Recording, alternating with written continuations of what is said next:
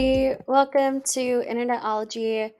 Um, I'm glad you guys are tuning in today's episode. So, for those who don't know who I am, my name is Katie Zimmerman, and I'm a junior at the University of Wisconsin-Madison. I study psychology and sociology, and this podcast is for a course I'm taking called The Psychological Effects of the Internet. So in today's episode, we're going to be going over a complete overview of all the episodes that I've created thus far, and take away the main ideas from them and kind of wrap it all together. Um, so yeah, um, in our episode overview, I kind of already went over a little bit, but we'll be going over online learning platforms and MOOCs, the evolution and complexity of learning, online learning tools and platforms, Infoholism and navigating the digital world. Does reading online improve learning? Online educational resources and digital libraries, and social media and peer-to-peer learning. So first, our first episode that was created, we discussed online learning platforms and MOOCs. MOOCs are massive open online courses, which are self-guided, accessible, and simple forms of learning via the internet. And MOOCs and online learning have significantly changed the realm of education when it comes to the internet. This is because the internet has increased accessibility to education via MOOCs. It creates less barriers when it comes to receiving an education and also allows people to learn new skills and things that they might not have been able to learn without access to those things. I also addressed the controversies of the MOOCs, such as the high dropout rates, the lack of personal contact, the lack of strict standards and proper supervision, and that at times the educator does not establish an effective learning environment. On the contrary, though, there are benefits to MOOCs, and there has to be more research to be done to fully understand them. But in one article here, um, it says MOOCs as a change agents to boost innovation in higher education. And so here they discuss the benefits on innovating education. So they said that MOOCs should be regarded as valuable learning and educational initiatives in the same way that journals and books are recognized. Learners should be able to take MOOCs either at their own university or from other providers. MOOCs should be valued in policies, strategies, and action plans, and they should be included in the process of quality enhancement and quality assurance. This paper points out the merits of innovative use of MOOCs in higher education. In this qualitative literature research, a content method analysis was conducted through a systematic review of literature. Through the findings, it suggested that MOOCs could be a permanent change agents that boost innovation in higher education learning arenas. In particularly, the findings revealed the benefits of MOOCs in various areas, such as lifelong learning, professional competence and development, validation of learning, and degree recognition, in addition to clarifying several business models of higher education. So here, in the results,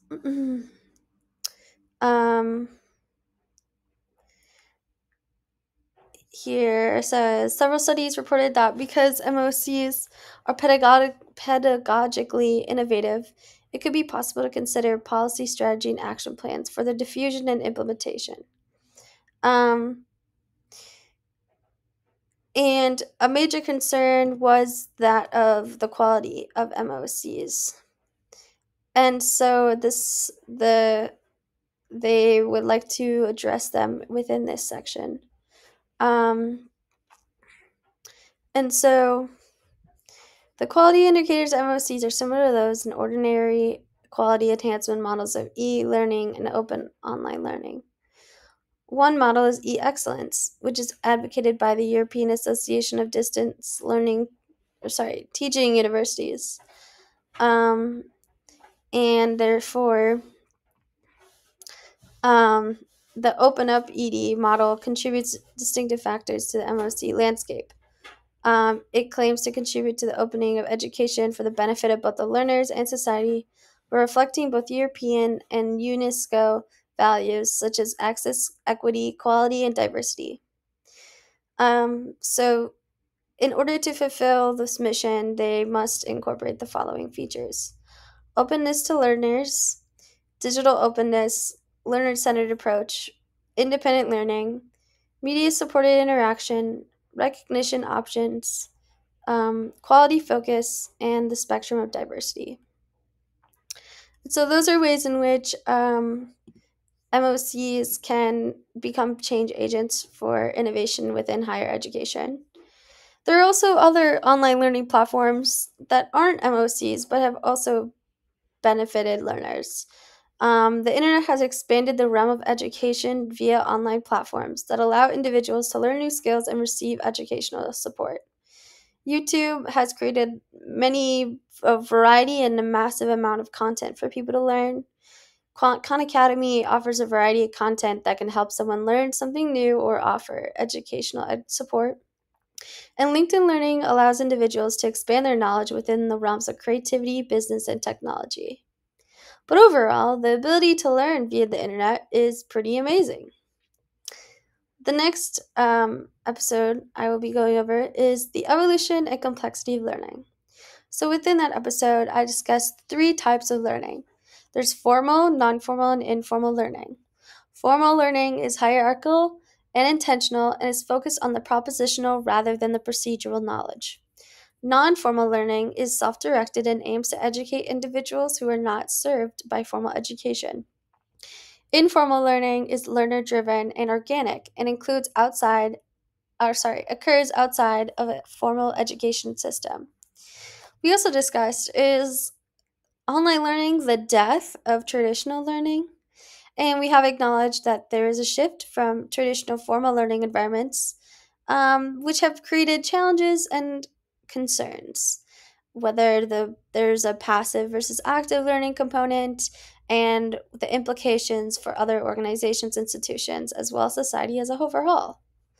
Um, the concerns with e-learning, as we've already mentioned, are the effectiveness and quality, and that they have a new set of expectations that they must adhere to when receiving or when e-learning, such as being technologically literate, highly mobile, autonomous individuals with short attention spans, and are more inclined to question authority. This is a quote that's from one of the articles that was pretty interesting, but I say ignore the short attention span. But in besides that, ignore that part. But the high expectations that they have to meet are being technologically literate, highly mobile, and autonomous. And more technology based flexible approaches, free learners from being rigid schedules and physical limitations, resulting in control being given back to the learner. However, instructors should truly understand the nature and potential of e learning and beware that e learning should not be treated as infotainment. The inhibitors for adoption of technology within the educational realm are that they're simply, on a simple and simplistic level, is that uh, institutions don't have the resources to keep up with the technological trends.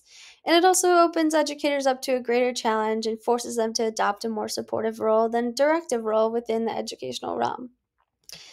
There are criticisms to informal learning, and is that it's important, but it's not sufficient for acquisition of knowledge and needs to be supported. Informal learning alone can leave individuals feeling helpless and directionless. And unless individuals have access to learning or educational support to provide direction, a sink or swim approach can cause feelings of anger and frustration. So then, how do we improve learning online? Um, well, we have to consider that narrow concepts of curriculum, such as formal learning, leave little space to consider the unplanned and implicit aspects of learning. schools also provide and also leverages all types of learning so learners in society can feel their potential. And one must find ways to combine all the concepts of formal, non-formal, and informal learning in order to create better uh, online learning environments. Initially, in oh, sorry, not initially, but in addition, humans are also designed to be learners. Um, there is communication between the cerebral cortex and the limbic system that is continuous and therefore points to evidence suggesting that our learning ability is connected to emotion. Um, while we are both innate, we are while we are born with innate functions that support natural human ability to learn, we are also capable of continuing to learn through neuroplasticity. Our brain is extremely talented, with synaptic connections in the brain working together to support our memory. And while these synapses grow and shrink, the brain still continues to improve its interconnectivity. In addition to, we are lifelong learners. Humans are biologically uh, lifelong learners, and so there is a lot of research that goes into how the internet supports lifelong learning. So MOOCs, social media, YouTube, TED Talk, Google Classroom, Zoom, etc., are all available as part of the ecosystem of lifelong learning. Using this new technology and digital literacies foster an effective learning environment that creates new skills, which are critical in the lifelong learning process. There is this article that was shared by the course that basically says that, watching a YouTube video does not mean that you will actually learn a skill. And so while you see a video of somebody, doing a backflip, let's say you want to learn how to do a backflip and you watch a video, it doesn't mean that you'll automatically improve your backflip skills if you're just watching the video. But here in this great video is showcasing that we have a remarkable ability to learn. Please ignore this ad. Any active synapses get strengthened. So, for example, if you are practicing a behavior and the first time you do the behavior, you get the correct response, you get positive feedback, then the cortical network synapses that were active are going to get strengthened. But then on the next trial, if you make an error, the cortical synapses that mediate that error are also going to get strengthened. So you're not going to be able to learn to inhibit that behavior in the future. So our hypothesis was that the role of these learning systems is to train up these cortical networks that are highly efficient. And the way the training works is that the subcortical networks will activate the correct postsynaptic target in motor cortex. And then because of that extra activation by the learning network, you're going to have more activity at the correct synapse than at the incorrect synapse. And so there'll be more strengthening at the correct synapse than the incorrect synapse. And then eventually that's going to allow the cortical system to emit the correct behaviors without the help of the subcortical network. So I've got an example of this. This is a patient, 50-year-old patient, who has profound Parkinson's disease. And Parkinson's disease is a disease that kills the dopamine-producing neurons in the brain. And the basal ganglia get a very dense dopamine projection. So in Parkinson's disease, the basal ganglia are highly dysfunctional. And as a result, this patient has extreme difficulty initiating novel movements because the basal ganglia are critical for initiating novel movements. And you can see that this guy has extreme difficulty even walking. But the theory that I just described predicts that he should be able to execute automatic skills fluidly, because the automatic skills will be cortical to cortical, bypassing the damaged basal ganglia. And here's a very strong test of that prediction. I don't know who had the courage to ask for permission to run this experiment, but it wasn't me. But So here's the guy who couldn't even walk, but he gets on the bicycle. Why can he ride the bicycle? Because there's many sensory cues associated with riding a bicycle. He rode a bicycle his whole life before he had Parkinson's disease, and now he's got all the tactile cues from holding the handlebars, pedaling moving his feet on the pedals, the visual flow, the sight of the bicycle. All those sensory cues have been trained so much, they're projecting into the correct motor targets and allowing him to execute fluidly, bypassing the damaged basal ganglia. In essence, we learn by doing, and the things that we learn by doing stick with us our entire lives. And so, lifelong learning and how it interacts with technology can also improve social inclusion, active citizenship, and individual growth, competitiveness, and employability. The implementation of technology is crucial for supporting 21st century learners. Here in this article, we discussed how many are lifelong learning and its connection to the internet can really, or I guess, the internet of technology, the impact of technology on lifelong learning. And so, with this skill that humans are innately able, we are able to use that and to our benefit when it comes to technology. And so, um, let me find here. So applications that support lifelong learning. There are several applications. As a lifelong learner, personal, informal, formal, and non-formal development should rely on your organization's goals.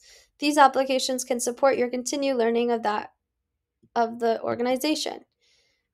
And within the general education platform, applications such as TED Talks, Khan Academy, and big education platforms such as LinkedIn Learning and Coursera, these recommendations for two applications is geared toward professional designation and certification. And TED Talks and Khan Academy are not certifiable, but will apply to more non-formalized lifelong learning. So in essence, these types of internet-based online learning platforms can facilitate lifelong learning in a variety of ways, whether it's informal, formal, non-formal, or personal method of learning. Regardless, it's still applicable to lifelong learning and within a lifelong learning environment. So here, yeah. The next episode I will be going over is our online learning tools and platforms. So the internet has a wide variety of tools that students and non-students can use to further their learning, education, and their life. The internet has increased access to learning and improved upon traditional methods. YouTube offers the ability to learn new things while providing educational support. Khan Academy offers self-guided and self-paced learning through a variety of subjects and provides educational support. Quizlet gives students the ability to better their study skills, offers an interactive way of learning, and uses effective methods to further educational achievement and material comprehension. These previously mentioned online learning tools have also been shown to promote and support learning. In regards to YouTube, many students rely on YouTube to solve academic problems and teach and the answers to any questions they may have.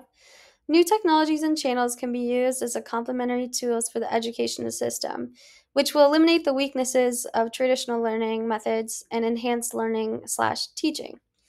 Khan Academy has been shown that when using Khan Academy, students will understand the material better and are more aware of their learning functions and show more commitment and responsibility towards studying mathematics specifically.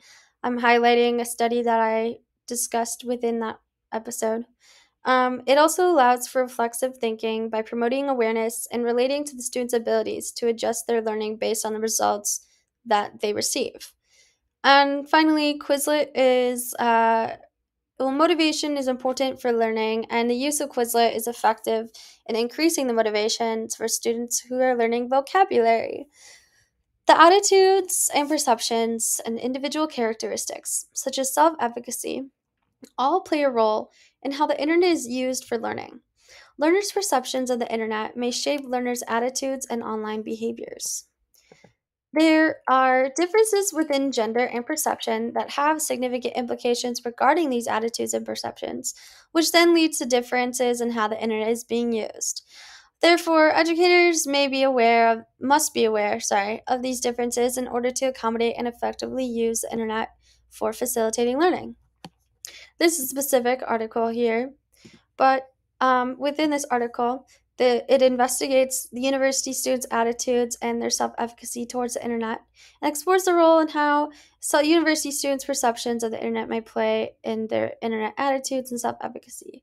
The university students demonstrated positive attitudes and adequate self efficacy, and these students are more inclined to view the internet as a functional tool, a functional technology.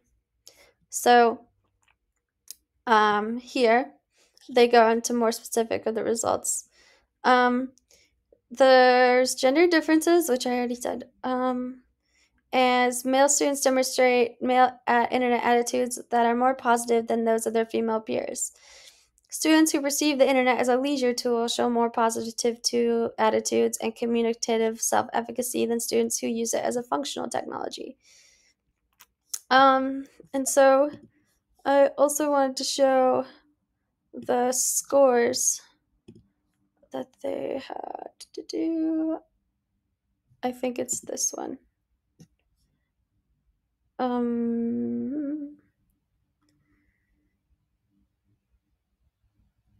Yes, I believe so. Okay, yeah, I think so. So here, as you can see, this is the mean, or I guess these are all the scores, I guess, of the students that were in the study. And so there's 3 different types of self-efficacy: communicative, general, and internet, which is blank here and the blank here, but perceived usefulness, affection, perceived control, and behavior. So these were the means of the methods of which this survey was obtaining the data. But here, this is kind of explaining the results. Although the students scored relatively low on the perceived control scale, all the mean scores of the 4 IAS scales were over 4 points on the 6-point scale. Moreover, students' mean scores on the 2 ISS scales were over 5 points on the 6-point scale. These results indicate that students tend to appreciate the potential usefulness of the internet, to demonstrate positive feelings when using the internet, to feel confident about the independent control of their use of the internet, and to use the internet frequently. Furthermore, students showed adequate internet self-efficacy for both general and communicative purposes. So yes, that is that article here. The next episode that I discussed is Infoholism and navigating the digital world. So within the episode, I first discussed what is an infoholic, and we came to the conclusion that an infoholic is a person addicted to getting more information, especially by ways of the internet.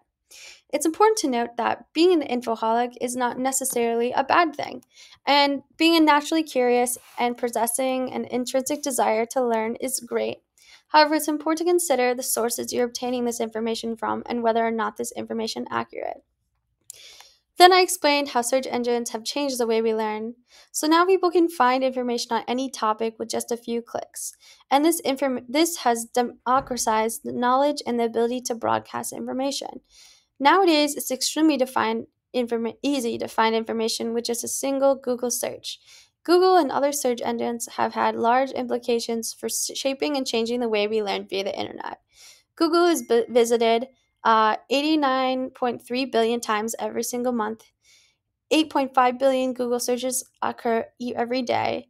And even at your fingertips, you can find information, which means that 63% of Google's US organic search searches come from mobile devices.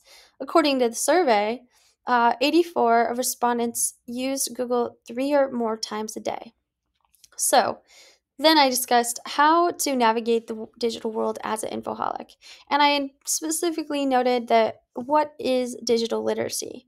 So, according to this article here, digital literacy involves any number of digital reading and writing techniques across multiple media forms. These media include words, text, visual displays, motion graphics, audio, video, and multimodal forms. There's a myriad cognitive processes at play, along with a continuum of consumption to production when a reader is immersed with digital content as well as with print text. So then, they defined it as have um, into three categories: locating and consuming digital content, creating digital content, and communicating digital content. Learners must develop evaluative dispositions as they navigate digital content. A discerning mindset is essential in order to interact with online resources with accuracy. Without critical evaluation, the learner may be easily directed by technology rather than the learner directing the inquiry. So that's what digital literacy is, and also why it's important. Then they looked at then there's another study who looked at examining digital literacy competencies and learning habits of open distance learners. So first off, the purposes of the study on page 4 um, was to examine the digital literacies and competencies of learning habits of learners enrolled in an open and distance education system of Anadolu University in Turkey. The data was gathered by 20K, over 20K open distance learners through a survey which included 4 parts: demographic information, abilities to use digital technologies, learning habits, preferences, and using digital technologies for learning purposes. And so, according to the results of the study, the learners believe they have problem solving and project working skills to deal with educational difficulties. However, they only have basic competencies of digital literacy and the skills to use information at and communication technologies at a basic level. They need training on how to use digital tools more effectively for learning processes. So basically, this article is providing evidence for the argument that one needs to learn how to adapt digital literacy skills, or I guess learn digital literacy skills, which is also the hence why I wanted to include it within that episode, was because it's important to develop these skills. If you are like me, who are an infoholic and they love learning information, um, then learning these skills is a benefit to you. Um, so here on page 3, um, this is more information on what the sub-disciplines of digital literacy. So there's information literacy, there's computer literacy, media literacy, communication literacy, visual literacy, and technology literacy. And so that involves using technology, that involves it using information that's online and like deciphering it and having a critical mindset of it and being wary, and also communicating with other people, while also being in a collaborative online environment, and utilizing information in an effective way via the internet. Um, so then I also went over the importance more so in relation. So, having the ability to analyze information from the internet helps with developing critical thinking skills. If a student comes across information on the internet, they need to be capable of deciphering whether or not the information holds true. By fact, by fact checking it with other sources. Being digitally literate allows college students to produce high quality work. Let's say you're supposed to write a paper arguing that cats are better than dogs. In order to do this, you'll need to know how to find supporting evidence for your claim that is based on fact instead of fiction.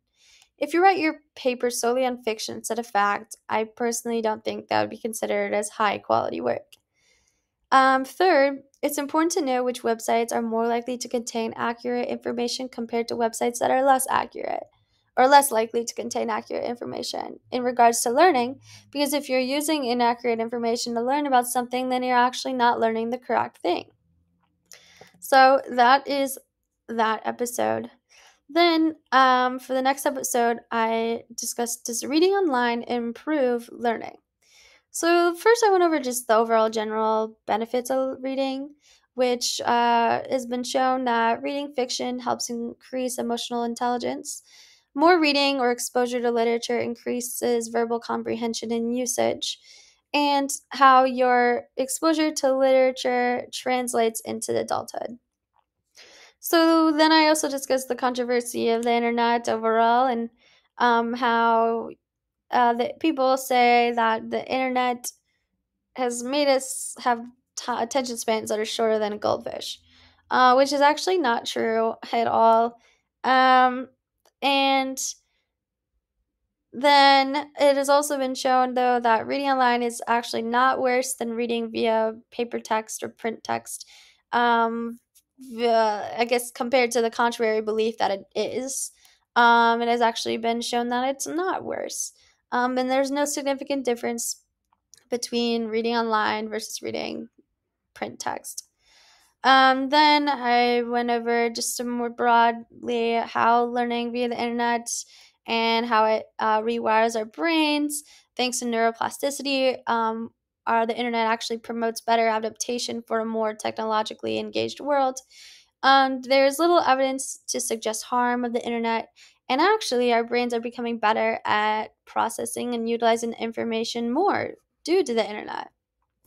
Then I discussed reading via the internet and how reading comprehension actually increased with electronic text use, and that there was evidence to point that students' ability to increase word recognition and vocabulary was a benefit that was attributed to electronic books. Adaptive e learning is an effective solution regarding reading comprehension for many primary school learners. Ebooks allow people to read more and stick to the habit of reading more. And children prefer to read online more than reading print text or paper text. And this means that, too, an increase in accessibility means that more children are reading, and they are also reading more than before. The next episode that I would like to discuss is online educational resources and digital technologies. So, in essence, having access, or I guess, yeah, having access to, or the existence, I guess, of these online educational resources and digital libraries is extremely important because you can have access to this information. It also allows for flexibility, is cost effective, allows for personalization of learning, and has a global reach. And for those who are wondering what are online educational resources, they are any digital materials that are designed to support or enhance learning, such as educational websites, online courses, ebooks and e-learning materials, and educational apps. Then I said, what are digital libraries? And they're an online collection of materials, books, articles, videos, and other educational resources. And I went over UW Madison's digital library. Then I talked about how learning via the internet is constantly innovating by creating new forms of these uh, online digital libraries and also online educational resources. And so people can actually use the internet as a tool, such as especially through video games, which a lot of people is a controversial thing. But video games like Minecraft and Roblox can be used as a tool for learning via the internet and offers a very unique learning experience. It inspires learners to explore different ideas by created by the internet, and using video games to leave a positive impact on the world within the realm of learning. And this was me talking about the Uncensored Library, which is an project that allows people who live within countries who don't have access to information that is unbiased or that is not controlled. Well, in some countries, the media and news, etc., is controlled by their government or by the country. And so this project promotes uncensored information that's accessible to everyone across the world. And um, I'll play this video to explain more.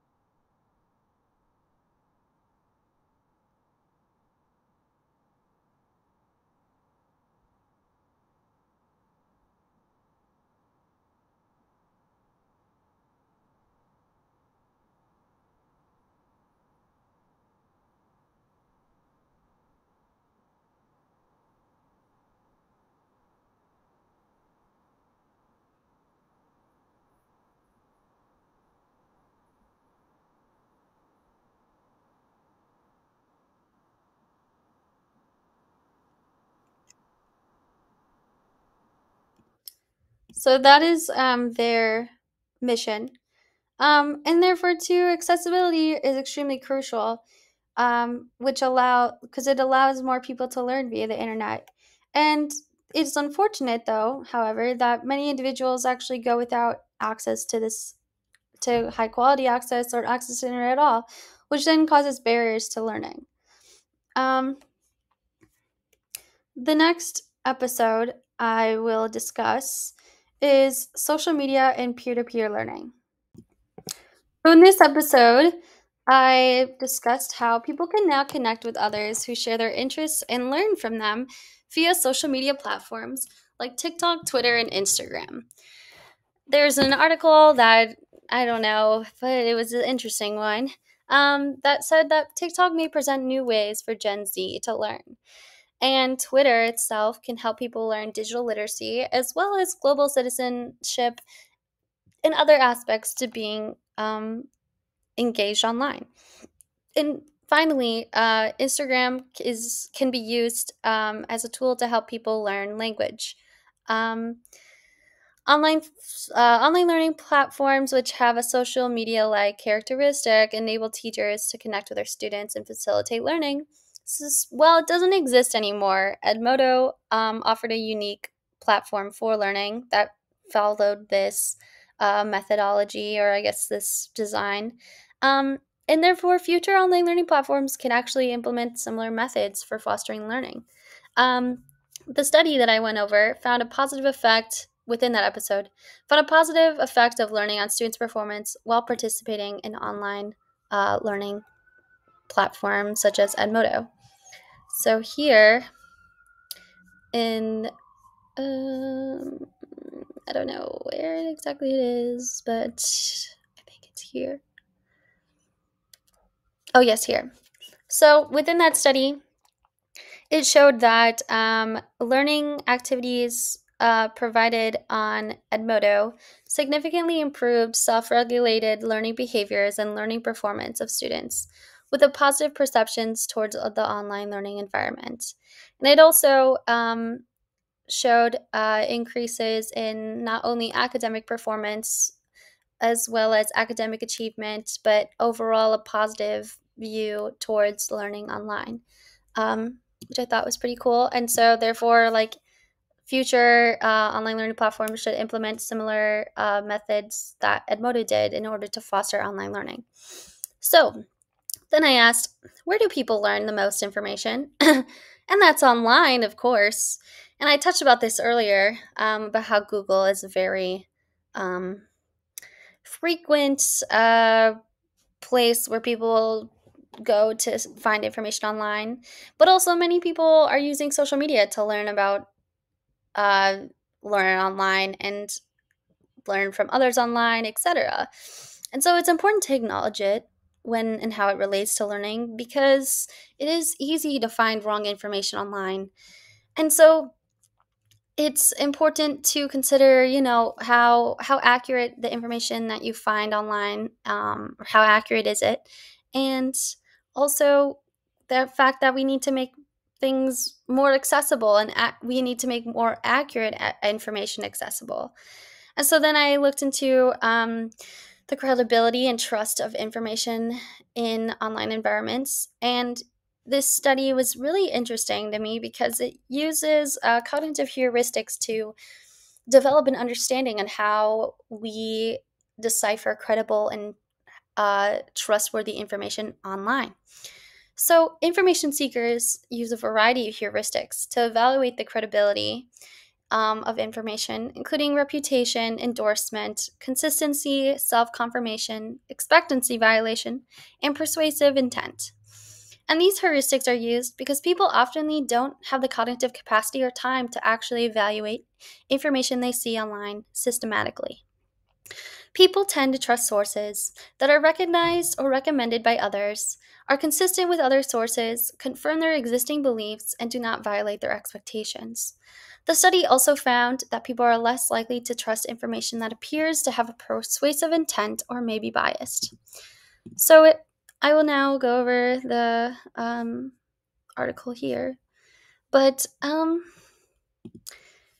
this is a more in depth analysis of the heuristics. But let me see. These are more in depth. If you want to learn more in depth about these, I suggest watching that episode. But in overall, it says that in sum, the 5 heuristics discussed have been shown to be compelling factors in people's credibility evaluation processes. As noted earlier, several of the heuristics identified may derive from lower order principles of reasoning and intuition. Many other heuristics are likely invoked during online credibility evaluations of the types of web-based information discussed, as well as other types of information accessible online. Suggests that several other heuristics may impact credibility judgment, such as coolness or novelty heuristics that could produce quick, favorable credibility impressions, or the prominence heuristic that may lead to higher attributions of credibility to sources that appear higher in search engine results. What this suggests is that more research is needed. However, I believe this article did a really great job at diving into a few of the heuristics. And so, yes, that is that article there. But it is a very interesting article, and I recommend going over it.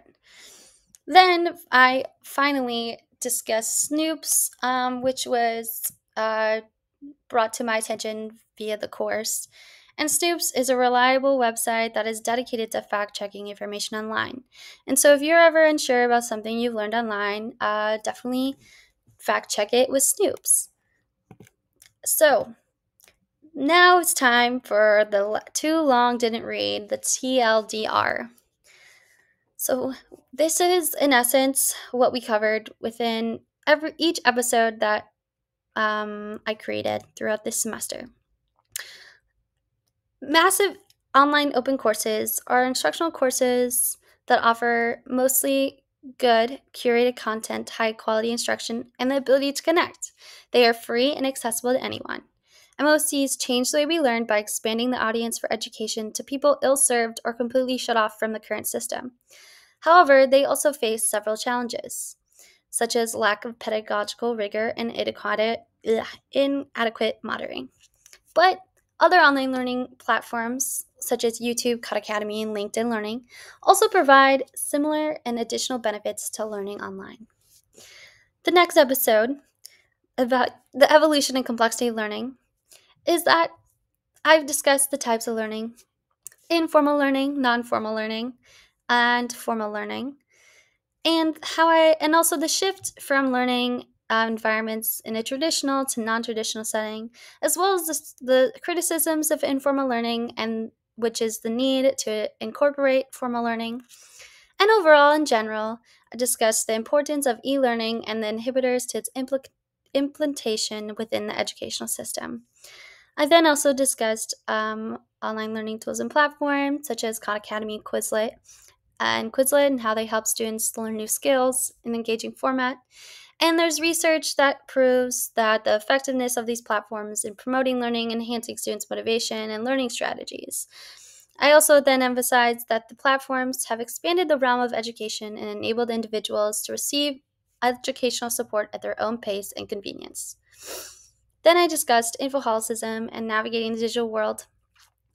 In this episode, I discussed how Infoholism is a quote-unquote addiction to obtaining more information, especially via the internet. The search engines like Google have made it super easy to find information on any topic. And therefore, though, having digital literacy is extremely crucial to navigating the digital world, including the reliance of fact-checking and evaluating sources.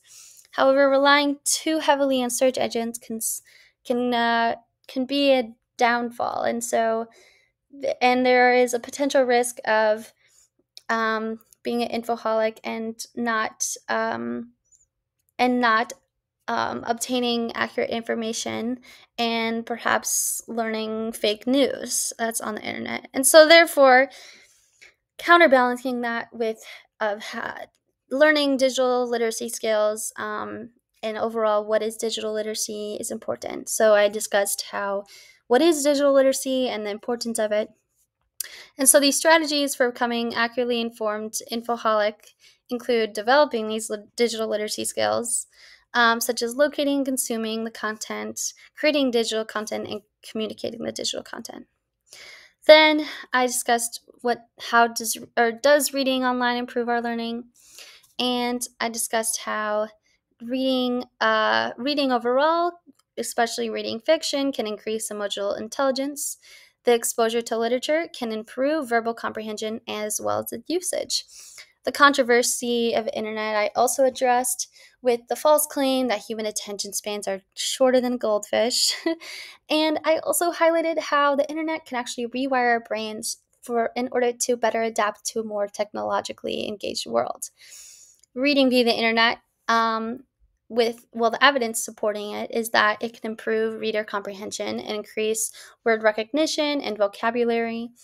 Adaptive e-learning is presented as an effective solution for improving reading comprehension, specifically for primary school learners.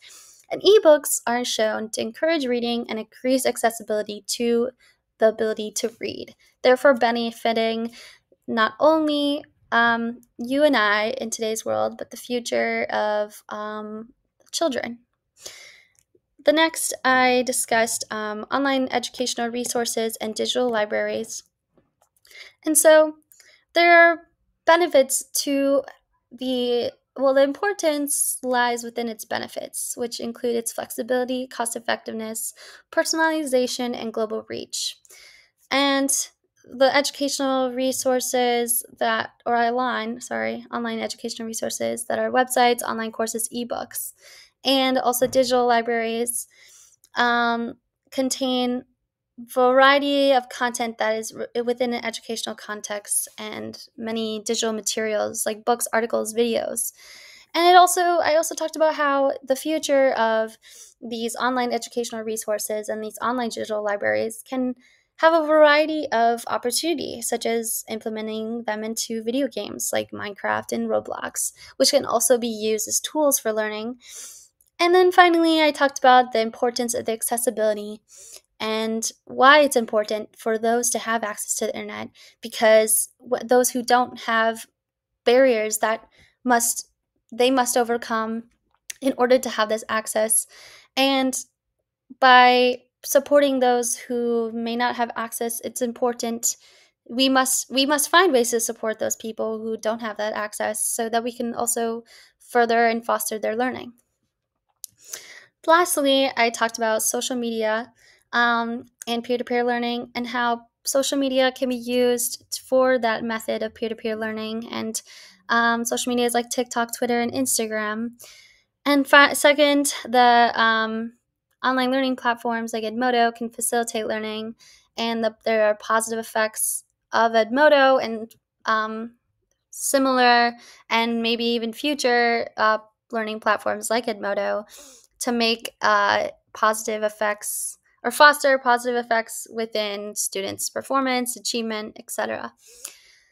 It is also important to make accurate information online more accessible to everybody, and also how people use cognitive heuristics to evaluate the credibility and the trust that they have in regards to information online. Finally, using Snoops is a great way in order to fact check information that you find online and can be an extremely useful resource. So, in essence, that has been my podcast. I do not know the future directions to which this podcast will adhere. I have enjoyed creating this podcast. It has been a very great experience. I may want to expand upon the topics that expand beyond, the topics that I've discussed in my previous episodes. As psychology is a very prevalent interest of mine. However, this concludes the podcasts in regards to this term project for this course. But overall, it's been a great experience. So I'm really glad that you all tuned in, and hopefully in the future, if I decide to continue this, I'll be looking forward to you all tuning in again. But yeah, I hope you all have a great rest of your day. Thank you so much for supporting me and my learning journey along with you. And yeah, I am very thankful for this project, but I hope you all have a great rest of your day, and thanks again for tuning in and for everything.